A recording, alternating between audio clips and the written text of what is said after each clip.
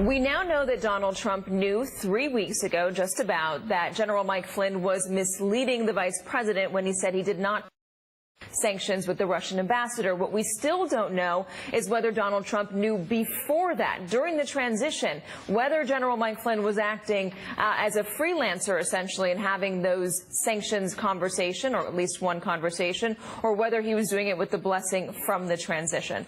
Joining me now is Admiral James Stavridis, NBC and MSNBC Chief International Security and Diplomacy Analyst, and also Tara Maller, a spokesperson and Senior Policy Advisor for Counterterrorism Extremism Project. She's also a former CIA military analyst. Guys, thank you so much. Tara, I want to start with you. How important is it for the public to know whether the transition was involved with these conversations that General Flynn had with the Russian ambassador, whether the transition knew that he was talking about sanctions?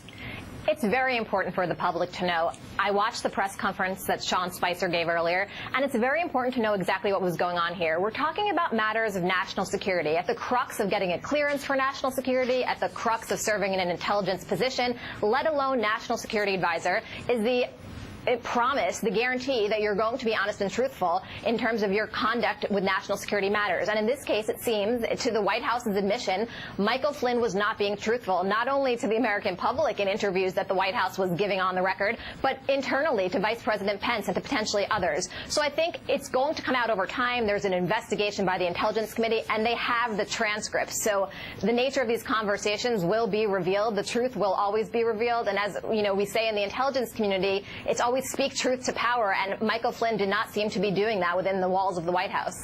And Admiral, so far we have Keith Kellogg taking over General Flynn's place in the NSA for now. He's a name that's being considered for the permanent replacement. There's also General David Petraeus and Vice Admiral Robert Harwood. Harwood will be the front runner. What can you tell me about these three men?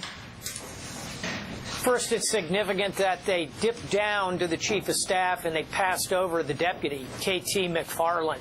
Kind of tells you she is probably on the way out as well. So we're going to see this unprecedented potential firing of both the National Security Advisor and the Deputy National Security Advisor. I think that speaks to the unlikelihood of being Keith Kellogg.